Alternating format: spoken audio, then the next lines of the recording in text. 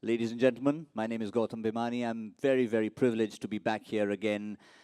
I look forward to the cricketing calendar every time the FTP comes out, but I ignore that when it comes to this particular date. As long as I can come back here every year, it cannot get a better cricket setting. Let me start by inviting our dignitaries on stage so we can get the evening started. And it's wonderful, wonderful again to be in the presence of the chairman of the Dubai Cricket Council, Mr. Abdul Rahman Falaknaz. Sir, could we please welcome you on stage? Also very honored to welcome the vice chairman of the Dubai Cricket Council, Mohammad Reza Abbas. Sir, would you like to join us as well? And right in the center, of course, you've heard from him, you've seen his labor of love. Can we please welcome the maestro himself, Mr. Shyam Bhatia, on stage.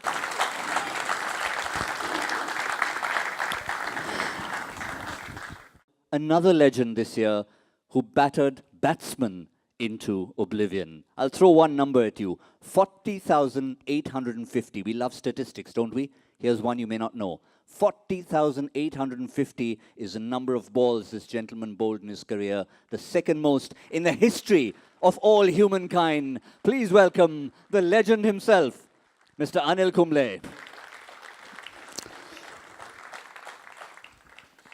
And before I completely classify Anil as just another leg spinner or just a leg spinner, let me also remind you, a few years ago, India toured England, one of the toughest places ever to tour. Not only did he take plenty of wickets, he was the only man in that entire tour to score a test 100. So he can bat a bit as well.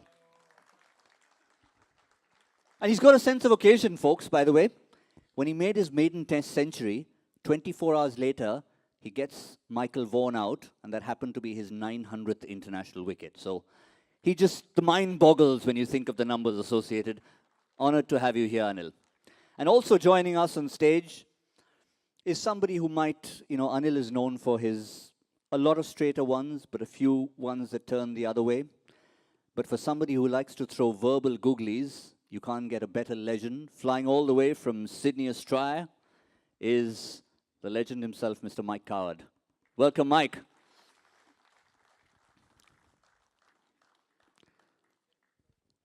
Gentlemen, I'd like to first request the chairman to come and address us, please. Mr. Abdul Rahman Falaknaz, chairman of the Dubai Cricket Council. Sir. Thank you, Gautam. Assalamu alaikum. Good evening, ladies and gentlemen. And welcome to the Shyam Bhatia 18th Award, which is a calendar date that we always have to remind ourselves of. We are grateful today to invite, I will call him Jumbo because I asked him and I got his permission and he said, you can call me Jumbo. So Mr. Anil Kumble, who needs no introduction. Mr. Anil Kumble, thank you for being with us tonight. Fantastic man. Not only that, he's very humble. I noticed that today. I have met him before, but today I met him quite officially, and a very humble man to know and to be friends with. Thank you for being with us tonight. Tonight's official 18th Awards, of course, is all about Mr. Shyam Bhatia. And we know how passionately and lovingly he has been going about his cricket. He loves his cricket. And I think both ECB and the councils have to be very grateful for the awards that he has started and continued to do so from his own pocket without looking at anybody else. This is passion and love for cricket from Shyam Bhatia. Of course, we have 4 councils, which is the Abu Dhabi, the Dubai, and the Sharjah, as well as the Ajman. And we are quite active and, in cricket. We are a non-cricket playing nation and only Arab country that played in the World Cup. Our young children, thanks to Shyam, are doing well. Things are coming up. Cricket is a passion, and it is going to improve more and more years to come. We thank you all for being with us tonight at the Shyam Bhatia Awards and hope all of you a lovely evening. Thank you. Thank you, Mr. Chairman. It just shows that when he's throwing the numbers back at us, how much passion for cricket the chairman himself has. So thank you for that. If we let you stay up here long enough, we'd all lose our jobs, sir. You'd be taking, but since you've been so gracious with your words, I'd like to give you one more piece of work to do, and that's to felicitate our wonderful guest, Mr. Anil Kumble. So if you could just hand over the memento to Mr. Anil Kumble. I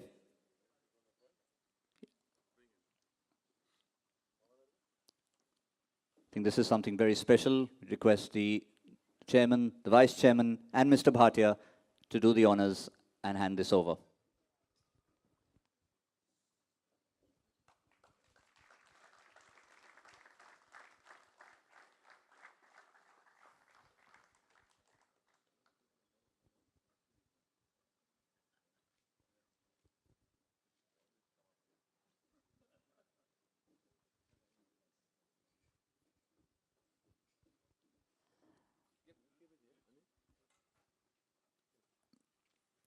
And I'd now like to request our host, Mr. Shyam Bhatia, to come and tell us about this journey. And I've always been privileged. The first time I think I met him, I must have been about 12 and a half.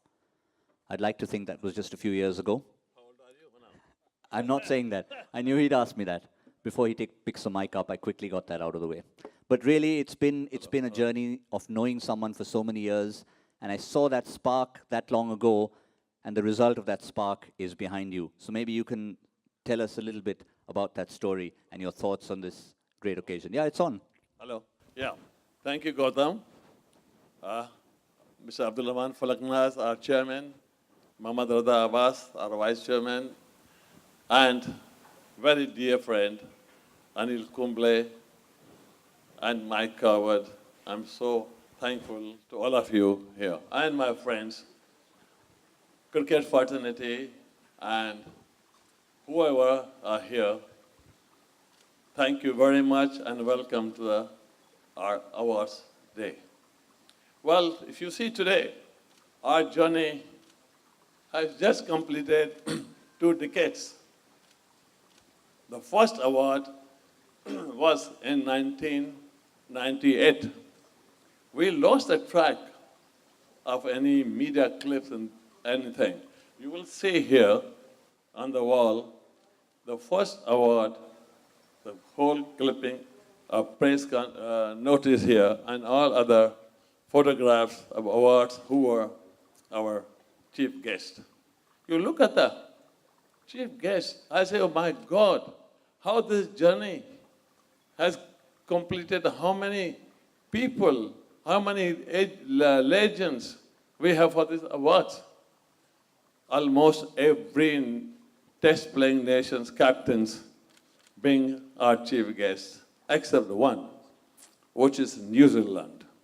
Now our friend Mike is here.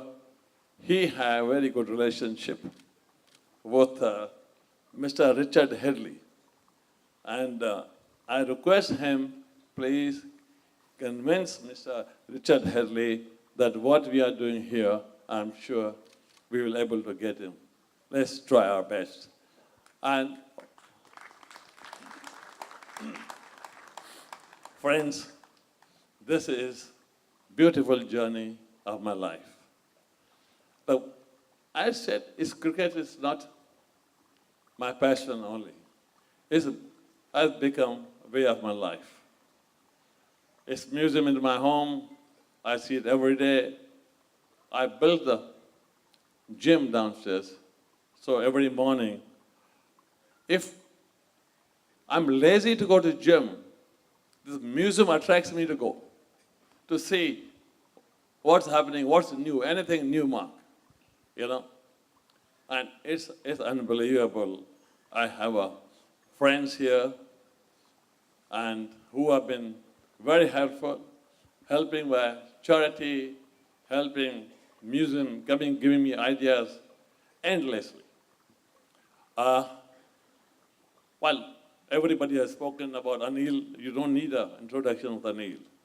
And if anybody wants to know more about his most aesthetics, what Gautam and Mr. Falaknar said, whole board is here. You can see, And also, we have perfect 10. You can see that. I must tell you, I met Anil first time in 1991. Anil brought Karnataka Ranji Trophy 11 here. It was Bhatt and Roger Benny. That was the first time, 1991. As a young, handsome, he and Roger Benny, you know, I say, oh my God, they are going to be cricketers or film stars. And they proved both of them so well. And Anil has been real legend. And I'm really grateful to Anil, who was gracious and be very kind to come here and our invitation. And I hope you will love to listen to him rather than me. Thank you guys. Once again, welcome to our function. Thank you. Thank you so much, and I think our guests need to return the favor to you, Mr. Bhatia. So if you have done the honor of felicitating them, Anil, could I request you to, you've got something special to leave behind for the museum? And a little plaque to hand over to Shyam. That's going to be the pride of place in the museum.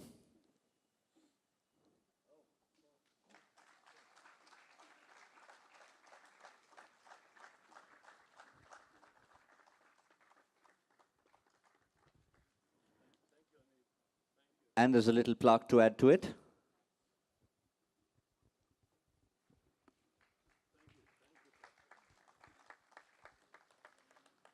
That's wonderful. Now you need to find a spot for that wonderful shirt. Absolutely fabulous. But you know, when I was listening to Mr. Bhatia talking about his passion and the gym, I've seen the amount of people who are first-timers in the museum and they need to get a tour for the first time ever, and it's a comprehensive museum. The real reason why he has the gym downstairs is because he never gives you a half-hearted tour. Every time you're a first-timer, you get the full Monty. You get the full passion. And that's what the gym is there for, so he can keep working out and make sure that passion keeps coming back. Because there's no half measures with Mr. Shyam Bhatia.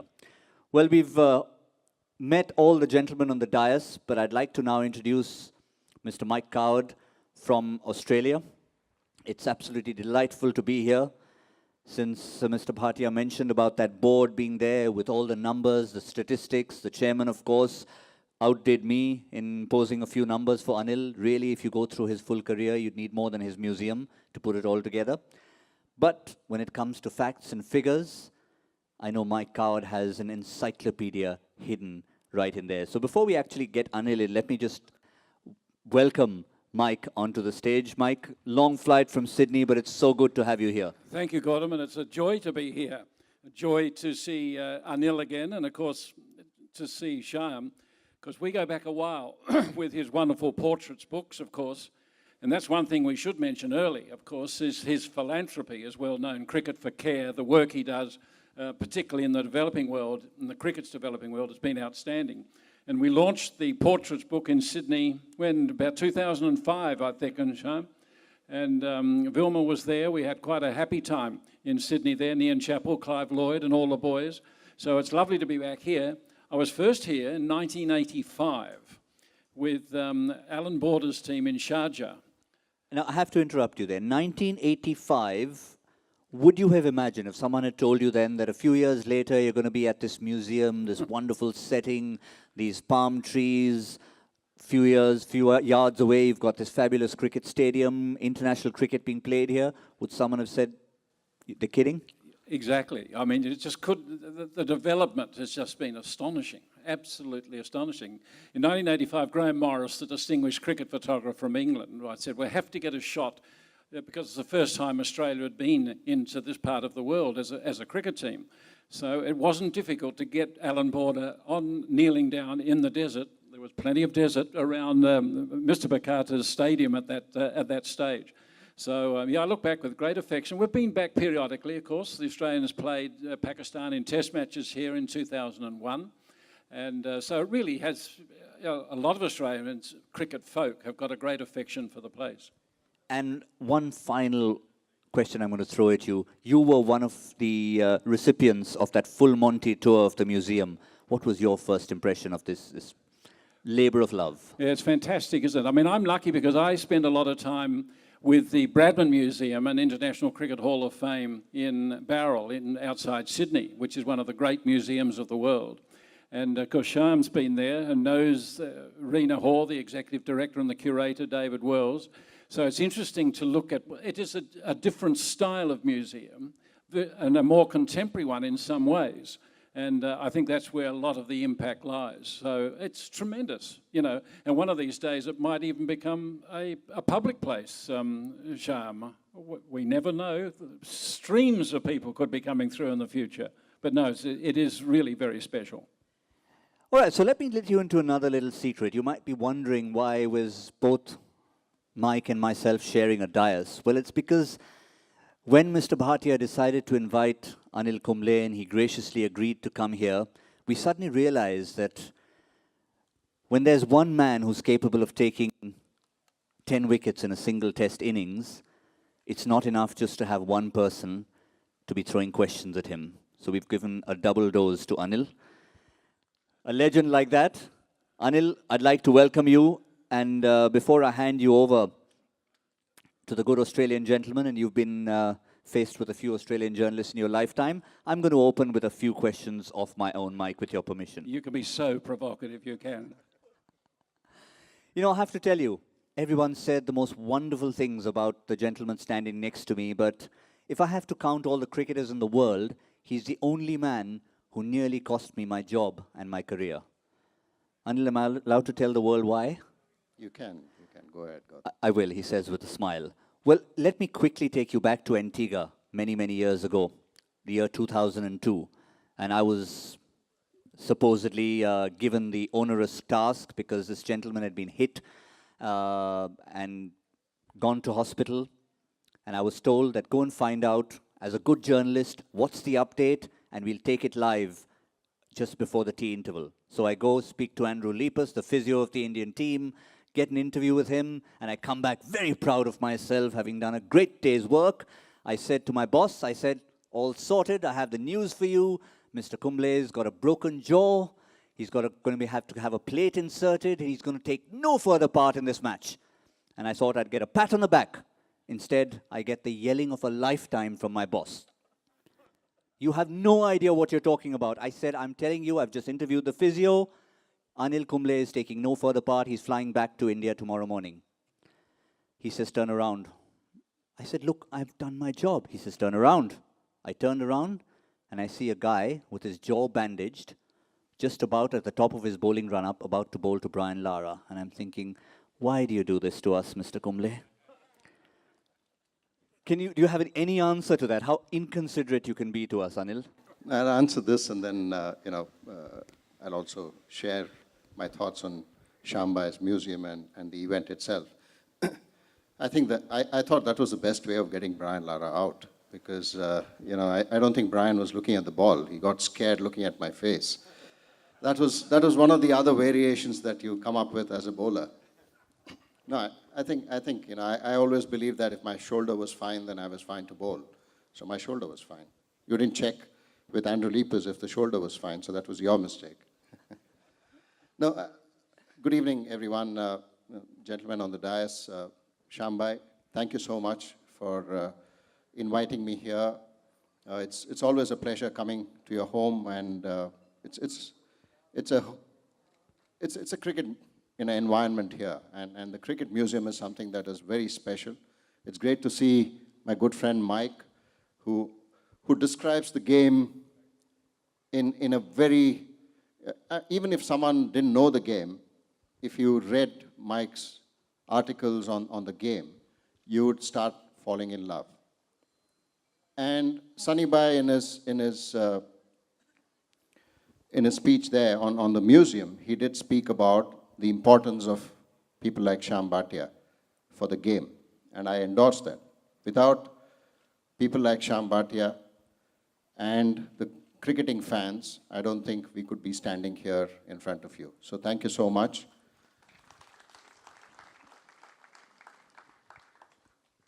Shyam Bhai spoke about when I first met him in 1991. My first interaction with anyone from India, anyone from Bangalore, was Abdul Qadir Mohammed. I think he's here. He's here in 1990 when I first came in. Qadir Bhai, again, another great fan of the game and great supporter of the game. Without such people, I think it's very difficult for us to be who we are. So it's wonderful to be back here in Dubai. I started my international career here. In fact, when I got picked for the Indian team, I didn't have a passport. So I had to quickly run around and get a passport to travel to Dubai. So I went to the passport office. So the first passport that I held said only to the UAE, no other country. So I came with a passport only to the UAE. So I couldn't go anywhere else. And I came here, played a couple of matches. Unfortunately, it was not a great tour for the Indian team. But I started my career here, and I mean, a lot of matches were played here, and it's wonderful to be back here again. Thank you all for inviting me here. Yeah, there's a bit of trivia. We talk about the world of expanding associate nations. Started your career here, and your last ever international game was in Hong Kong. So it's a nice little span to have for such a wonderful career. Well, I've done my bit. Anil has one mic in his hand, and like everything, he has something in larger doses. So for a change, instead of one mic, I'm going to hand Anil and keep him in the able hands of two mics. So it's over to you, Mr. Coward. Thank you, Gautam. Thank you. It's a joy to be back with you, and I would think you'd be a little more relaxed tonight with an interview than you were in Sydney in 2004. Yeah, absolutely, Mike. I don't think you're ever relaxed in Australia, are you? No, probably not. Well, you certainly weren't in 2004, but we're not going to go there because I want to go right back to the start, because you did bowl at considerable pace. And I know you're a great fan, of course, of Chandrasekhar. And, of course, from an Australian point of view, we always think of Bill O'Reilly bowling at that pace as well. So you started off, I think, as a medium pacer anyway, wasn't it? Your brother suddenly said, no, that's not the way to go. Yeah, I started off as a fast bowler at a young age. And I was playing for young cricketers, a club where you had... unlike now, where cricketers of a certain age practice together, but there was a mix of all ages. And the senior guys there said, no, stop him from bowling because he has a bit of a suspect action. And so that's how I changed to leg spin. So my brother said, start bowling leg spin, because at that point in time there were not many leg spinners around in the under 15 category in my age group. So I didn't know anything. All I knew was to hold the ball like an off-break, off-spinner's grip. And that's exactly how my grip was, right, throughout my career. And that's the grip I bowled with, and bowled leg spin, and within two months I was playing for the state in the under 15, and then after that I never looked back. It's a fantastic story. And tell us about the first time that you met Chandrasekhar. What did it mean to you? Oh, it meant the world, because growing up, there was not much of television. So you only heard stories about Chandra and about his exploits. So when all of us were playing on the streets, which unfortunately now in Bangalore you can't play on the streets because there's too much traffic. So while playing on the streets, we would mimic other bowlers, other names. So people who spoke about Chandra, always felt that, the ball would pitch, go this way, and then again pitch, and then come back in. Those kind of stories were floating around. And then, for me to meet him the first time was when he was coach. He was the coach of an under 15, selected talent from Karnataka, from the schools. So I was a part of that 30 which got picked up. And Chandra was the coach. And it was great to see him bowl. Of course, he was retired, for a long time. Yeah. And it was great to see him bowl, standing next to him, and then watching him bowl. And he was the person who actually told me that to get your pace and the accuracy, you need to lengthen your run-up. So that run-up remained the same right through my career. So the change that I made as a 15-year-old, thanks to Chandra, remained the same. Fantastic. I mean, you were part of a really fascinating era of slow bowlers. I mean, Murali, Shane, and yourself. I wonder how much respect you had for them. And when you got together, did you talk technique? Did you talk craft? Did you talk the joy of keeping the fast bowlers at bay for a while? I think we shared a fantastic camaraderie. Obviously, I played a lot against Sri Lanka and Murali. And Murali could, he's a Tamilian. I could speak a little bit of Tamil, and then we conversed in Tamil as well. So Murali is a very dear friend, and we kept playing each other literally every year, twice. They would come to India, or we would go to Sri Lanka. So there was a lot of interaction between Murali and I. And then, of course, Vani, was someone who you watched and learnt a lot, because he was a leg spinner. I would watch when Australia played any other team. And then when Vani used to bowl, I would watch and knew exactly how he was setting up the batsman. And you would wait for that. You would wait for him to set up the batsman. And that's what we would discuss. And we would discuss, how you would bowl to an Indian batsman, how you would bowl to an Australian batsman. So there's no secrets, in terms of our discussion. But of course, whatever you discussed, you still had to execute on the field. But we were great friends. One story that I like to tell you about Muthaiya Muralidharan was, I think when I completed 500 wickets, and Murali was always ahead. Murali was always ahead. And I think he called me up to congratulate, saying congratulations on completing 500. And he was 570, I think. And they were playing Zimbabwe, and it was a 2-test series. So I said, congratulations, Murali. He said, for what? No, for your 600. No, it's still 30 wickets. I said, you need 2 test matches. And that's the rate that he went at. He was like a taxi meter. He would go 5, 10, 15, 20. I mean, amazing to, I don't think you can imagine someone getting 800 wickets. He was just astonishing, wasn't he? One thing that worries a lot of people in cricket now, particularly in Australia and elsewhere, is mental health issues. So much cricket is being played, it's so intense, there's so much hanging on, and a lot of the young boys here would be, I think, particularly interested in it, the challenges before them. Tell us about, you had enormous mental strength. Tell us how you develop that, and can you develop that? And are you concerned by the number of players that you see that seem to be breaking down because of the mental stress? It's not easy. It's not easy because you're constantly judged. You're constantly at a level where people expect different things. The expectations keep going up. So to live up to those kind of expectations is quite challenging. So it's very important as a player that you need to understand what you're capable of, and then how you can keep improving on excelling day in, day out. And that's where I believe that routines are important. For me, routines were very important. The results would happen. One day you would pick up wickets, the next day you would get thrashed. It doesn't really matter. People remember all the good things. They forget all the bad things at the end of the career. But as long as you've had, decent success repeatedly, then I think you're doing well. You can't win all the games. You can't perform in every innings that you bowl or bat. So you have to accept that. The sooner you accept, then it's a lot easier.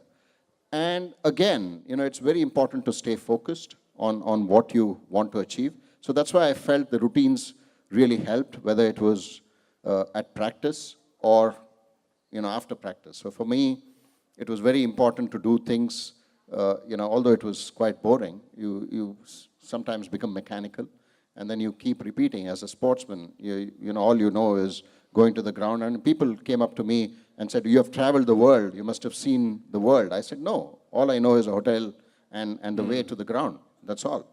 So, but I think it's also important to have some sort of a hobby. And for me, photography was something that I would, fall back on. Wildlife photography was something that I follow with passion. I enjoy it. I think it's important to have something like that. In the youngsters that you see today, they're so focused on the game. There's very little that they tend to do other than play. I think it's important to have some sort of a relief and something that is a stress buster. I think that's extremely critical, and I think you'll pick up along the way. But as long as you set routines and then you follow it, then it's a lot easier for you to overcome these kind of challenges. That's fascinating. One thing that from an Australian point of view, we look to India now, and of course Australia and India, I suppose historically, India would look to Australia for direction and inspiration in cricket. These days it's reversed somewhat, and that the rest of the world looks to India for direction and inspiration. It's just, for the Indian cricketer is unrecognisable now from 20 years ago. I mean, you must have seen some enormous changes in attitude as well. Yes, I think the confidence that you have with the current youngsters is something that we did not possess at that age. The kind of skill, the kind of fitness, I mean, you spoke about the fitness. For me, the first initiation to a gym to lift weights was after I got injured, which was, I had played already 9 years of international cricket. So that kind of, start and the advantages that the youngsters get, and thanks to IPL, the youngsters are rubbing shoulders with international cricketers as well. So they know what their work ethic is, how they prepare, what kind of mindset they are in before a game, what kind of preparation they do. I think all of that certainly helps. And the interactions that they have with these legends of the game who are consistently playing across the world, and the interactions itself, and the intimidation part, that goes away. I mean, earlier you would go to Australia and play the Australians once in 4 years, whereas here, right throughout the year, every year in the IPL, you're playing the same bowlers, you're bowling against the same batsmen. So that feeling of, oh, this is something different, has gone away. I think that's been the biggest change, and that certainly has helped in the way the Indian cricketers have come together and then done what they have been able to do. It's remarkable. Do you think from that IPL point of view it has broken down some of the tensions and barriers that have existed between different countries and different cultures? Yeah, absolutely, and I also feel that they get to know the player. I think once you know the player, then you know how he would react to a certain situation in a game. Of course, you're playing for your country. The emotions are very different. You're charged up. The situations could be very different to when you're playing as a teammate. But if you're a teammate and if you're playing against each other, then you understand the player better because you know how he would react and you know him as a person.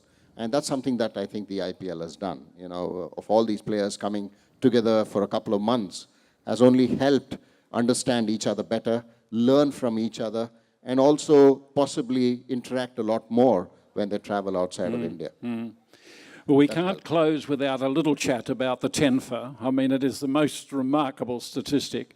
Only 2 men have done it, of course, as we know.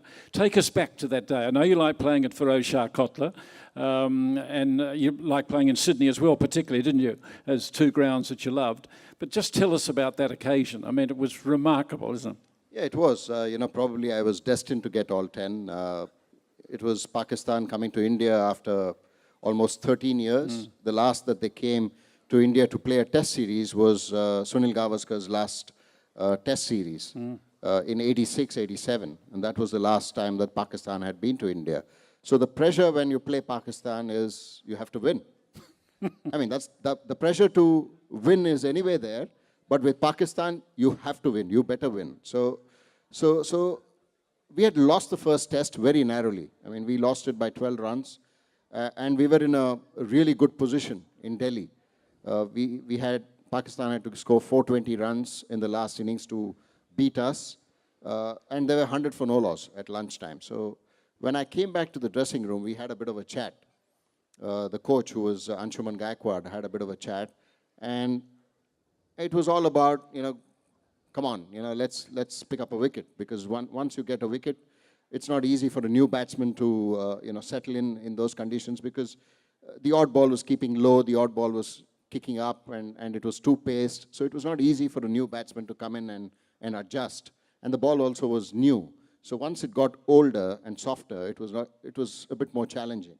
And I knew that I had to put my hand up because I was the senior spinner. Harbhajan Singh was probably playing his third or fourth test match. And Kotla has always been, very special for me as an under-19 player. And then, and also, I captained my first test match was in Kotla. The last test I played was Kotla. So everything happened there. At lunchtime, I decided that, look, let me just bowl, keep the batsman tight, and then once we got Afridi out, and then it just kept happening. And, I was probably destined to get all 10, and Sachin played his part as well. He was, he said, let me change your luck, and he handed over the sweater and the cap to the umpire, and, every time he did that, I got a wicket. So he was my lucky charm. Became a tradition. I mean, So the credit should be given to Sachin. Sachin, of course, inevitably. But what is interesting, of course, while we talk about the 10 for 74 off 26.3, in fact, in the end, it was 10 for 37 off 18.2, which is really just the most mind-boggling statistic. And thank you very much. Ladies and gentlemen, thank Anil Kumble, who's been in magnificent form, as articulate and as thoughtful as ever. Ladies and gentlemen, I'm going to ask Anil to move across now to the spectacular panel that Gopal has presented again today for Shyam. And to sign that there'll be some symbolism, I think. Gopal's got the pen. We're poised. And it just completes a lovely interview and a memorable moment at the 18th Awards. Thank you so much. There's one for the photographers. There's one for the ages.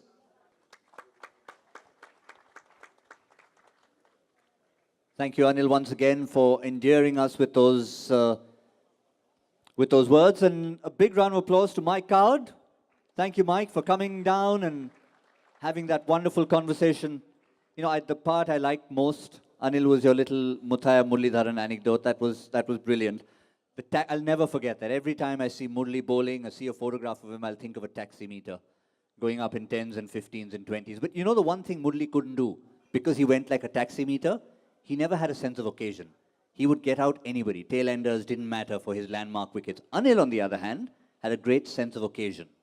He planned his wickets. His 100th wicket, it had to be a big batsman. It had to be at the right ground. It had to be caught by Sachin Tendulkar. Of course, you do remember who that is. The late Martin Crowe caught Sachin Tendulkar, bowled Anil Kumble. What was the ground? His home ground in Bengaluru. And then since Mike brought up that tour of Australia, we all remember Andrew Simons for the wrong reasons. Anil had a sense of occasion there. Who was his wicket number 600? Andrew Simons. So he knows, he gets a sense of occasion and he picks it right. So now that we've heard from Anil Kumble, we've heard from the chairman, from Shyam Bhatia, from Mike Coward, great to have the vice chairman as well with us here. We have a wonderful set of awards and we're going to get straight into that. So I'd like to ask our dignitaries to help us out with these awards. And we have them all over here. Wonderful awards. Briefly mentioned was umpire David Shepherd. Umpires are an integral part of our lives. So we're going to start with the best umpires. And I hope all of them have joined us. And the first of our awards, cash prize of 1,500 dirhams from the Dubai Cricket Council. Can we have Mr. Shiju Sam, please? I'd like to ask the dignitaries to just come in front of the dais to help us with these awards.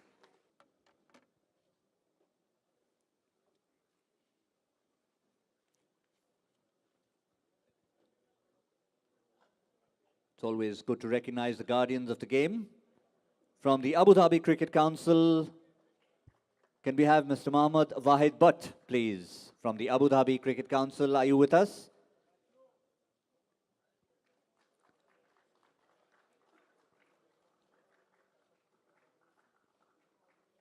From the Sharjah Cricket Council, Mr. Shabir Ali. From the Sharjah Cricket Council, Mr. Shabir Ali.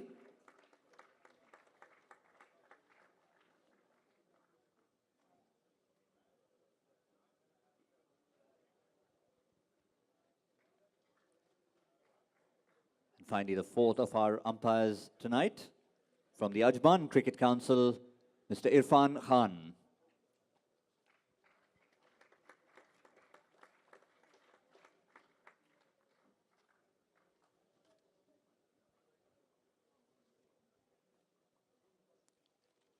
The best umpires, the first of our awards at the 18th Shyam Bhatia Annual Awards. Now another fraternity that was, of course, briefly mentioned in the chat between Anil and Mike there, the media, who have grown in number, grown in stature over the years. But yes, in Dubai, you continue to have many recognizable faces, so we're going to have a few of those coming up here. First, can we have from the Gulf News, Mr. Gautam Bhattacharya.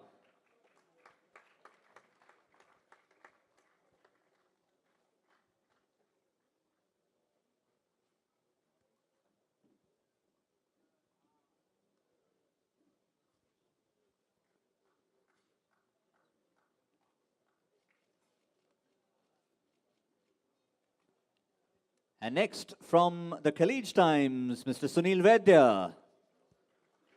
The very distinctive figure of Mr. Sunil Vaidya.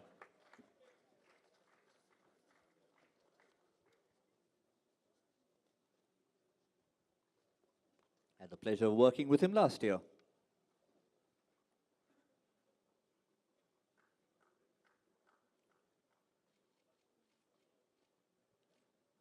From Sports 360, Denzel Pinto.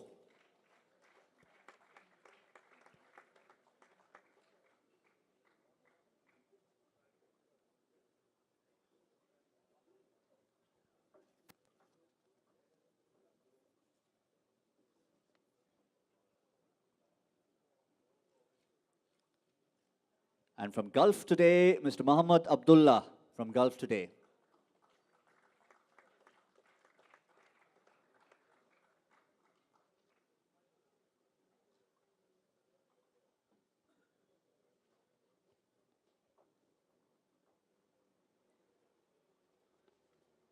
Yeah, important, made sure the mobile phone was handed over so his photograph could be taken.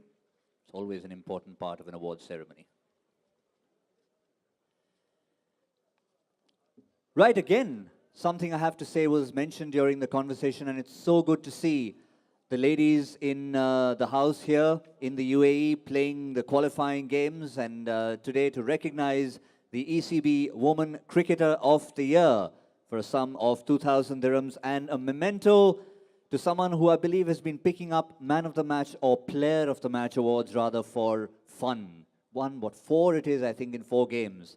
And I think it was 4 wickets in 4 balls, I'm told as well. Can we please have Nisha Ali up?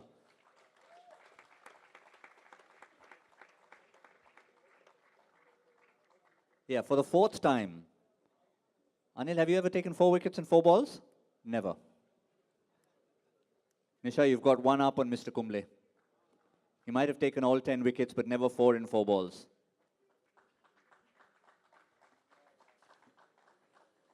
Let's go on to the best individual junior cricketers from the under-16s and start with the Dubai Cricket Council, Mr. Aryan Lakra. Mr. Aryan Lakra, are you here?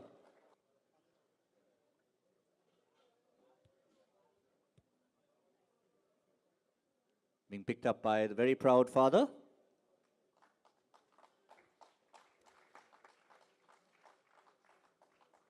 From the Abu Dhabi Cricket Council, Anwar Khan. From the Abu Dhabi Cricket Council, Anwar Khan. To pick up his memento, best individual junior cricketers at the under-16 level.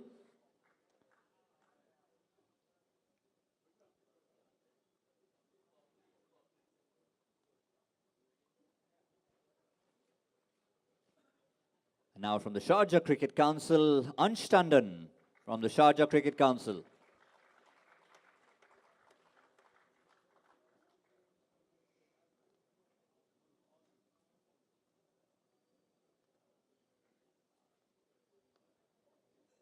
Certainly wonderful year after year to have all the youngsters, the men and the women, umpires, the media, all honored. The Shyam Bhatia Annual Awards, now in its 18th edition. And finally from the Ajman Cricket Council, Sean Roger. Sean Roger from the Ajman Cricket Council. The 4th of our best individual junior cricketers at the under-16 level.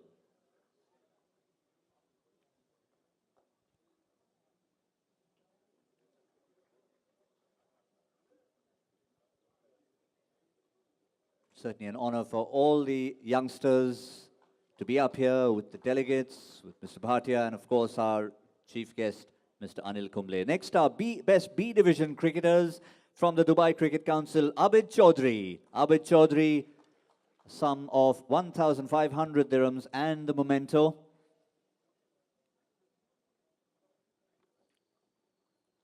Looks like he's going to a game straight from here. Or maybe come from one. From the Abu Dhabi Cricket Council, Suneet Sampath.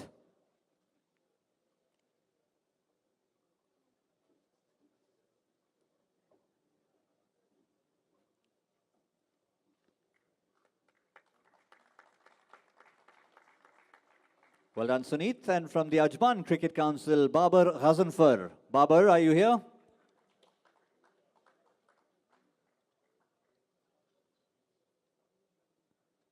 Best B division cricketers. We're going to go on to the best A division and then the special awards for the emerging champions of the interstate ECB tournament to conclude.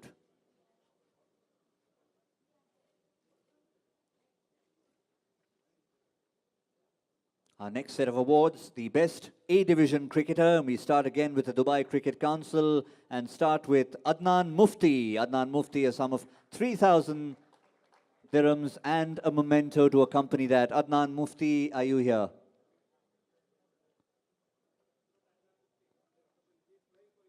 Oh, he's playing, so he is not here.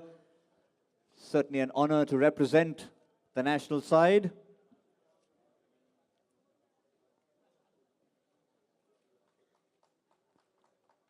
Adnan Mufti from the Dubai Cricket Council. That's taken on his behalf from the Abu Dhabi Cricket Council, Syed Maqsood. Syed Maqsood.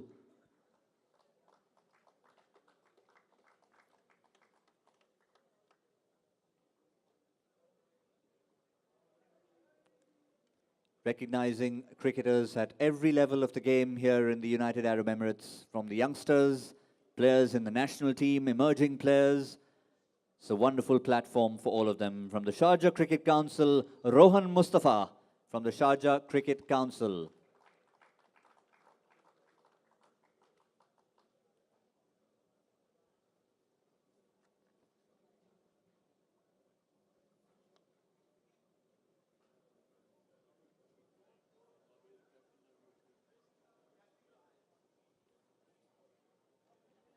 The captain of the national team is in Zimbabwe. So once again, we've had both Rohan and Adnan. And we, of course, wish the team all the best for that, the qualifiers, the World Cup qualifiers in Zimbabwe. Now, another special set of awards we've got is for the emerging champions of the interstate ECB tournament. And we've got a set of medals. First, for the under-16 boys. Can we have all the under-16 boys come up and pick up their medals? Dubai under-16 boys are going to be picking up their medals for as emerging champions of the interstate ECB tournament. First, the under-16 boys, and I'd like to ask the under-19 boys to stay ready straight after that. The under-16 medals.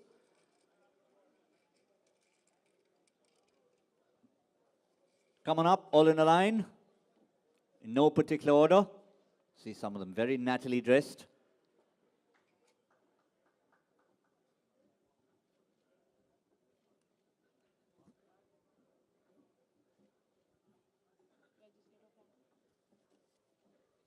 Yeah, that's fine. You can,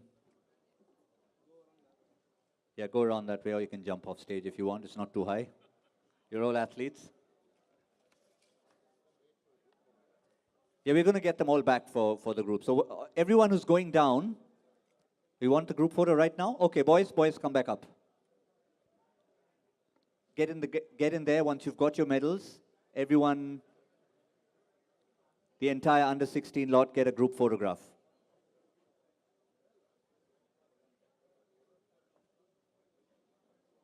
Don't go away. We're getting a group photo.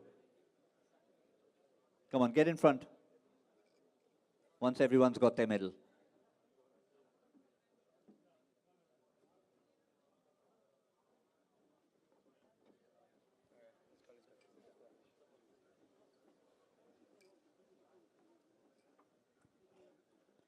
Can we also have the coach of the team? I think this team is incomplete without the coach. We'd like the coach to come and join the team here on stage. Such an integral part, the coaches and the mentors, and we'd like to have them as well as part of this photograph. I'm sure the kids know the importance of the role played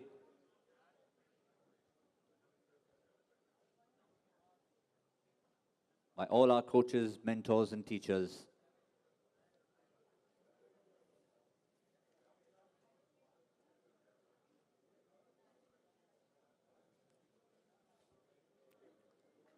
Well done, boys. And can we now have the under 19? The under 19 boys, where are you? Come on up, pick up your medals, stay on stage, get the group photograph.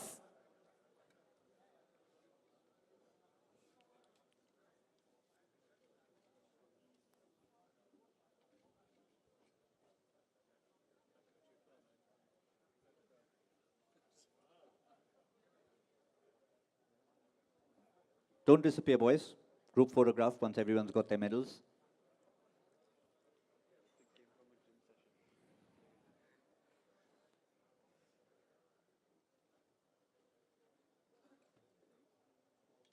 Okay, come on back now, all of you. Back for a group photograph. Do you have your coaches here as well? Yep, there they are. They're still there.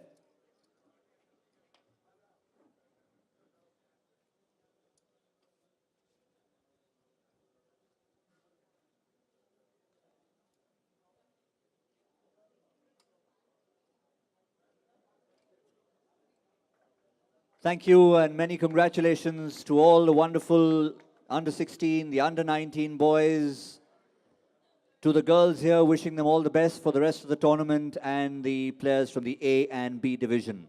We now have a very special award, and I'd like to request Mr. Bhatia to just come up here for a moment, because as we talked about this whole journey of cricket and how this oasis in the desert has turned into an oasis, not just his museum, but also, of course, cricket in this part of the world.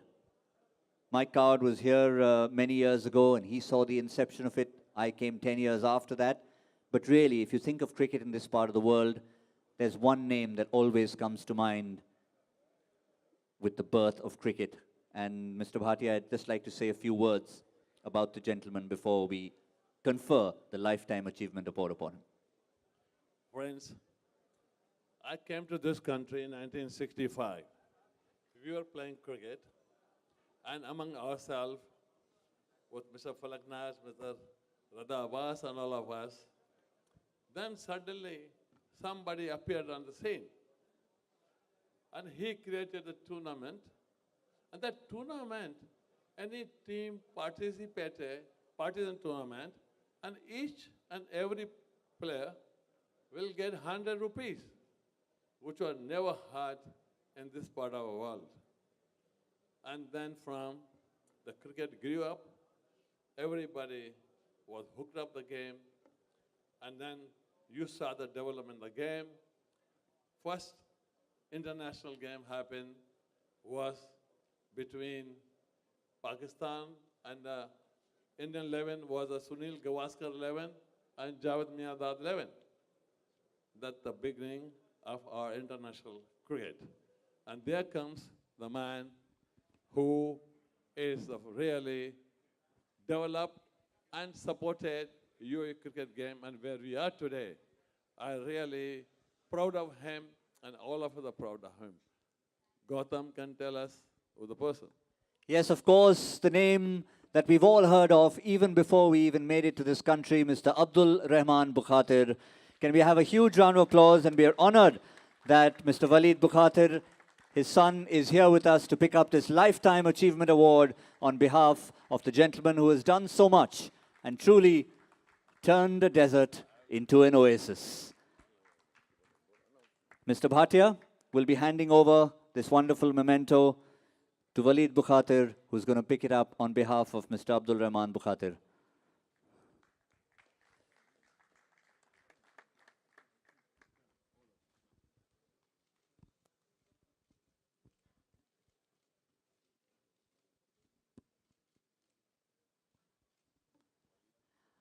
Yes, I'd like to. Yes, held up like a true trophy. Can I now hand over the mic to you? There's a special one. Thank you, Gautam.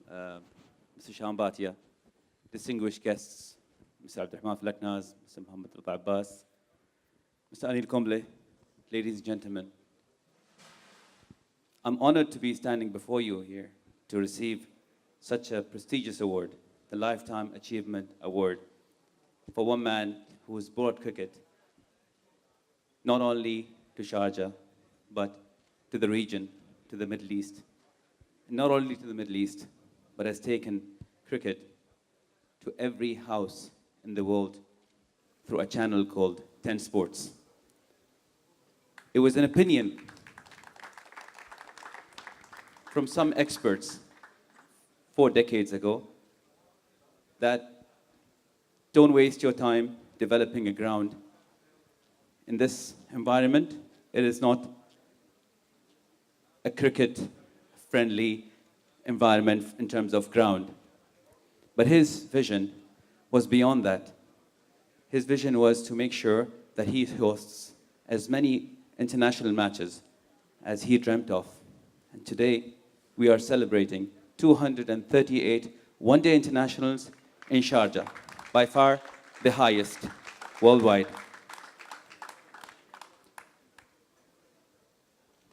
Today, Guinness World of Records has recognized this achievement and made us proud that this journey will continue, and hopefully, inshallah, many more internationals to come.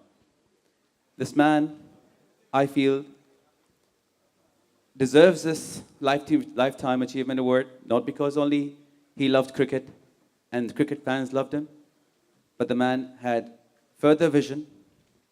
When he constructed the Sharjah Cricket Stadium, he went on to construct another ground just adjacent called Al-Shab Cricket Ground. He went on to construct Tangiers International Cricket Stadium in Africa to spread the game because he loved the game. He then went on to construct the Dubai International Cricket Stadium. And finally, he made sure that we have domestic grounds in Al Dayt Cricket Village just because he loved the game. So I feel he deserves this Lifetime Achievement Award. Thank you, Mr. Bhatia. Thank you. Thank you so much. It seems trivia is the theme of the evening, right? From the chairman, Mr. Bhatia, Mike Coward, and now even Mr. Bukhatir's son has come up with that bit of trivia, of course, which is a wonderful record, the most prolific cricket ground in the world, the most ODIs ever anywhere at the Sharjah Cricket Ground. A wonderful way to finish the Lifetime Achievement Award. I think we'd like all the winners to come up for one final photograph. Can we have every one of the award winners up here on stage for a final group picture? As we bring this evening to a wonderful conclusion, I'd like to say thank you to all the dignitaries, the chairman, Mr. Abdul Rahman Falaknaz, the vice chairman, Muhammad Rida Abbas, Mr. Shyam Bhatia, Mike Coward coming in all the way from Sydney, Australia, Anil Kumble. Anil, thank you very much once again.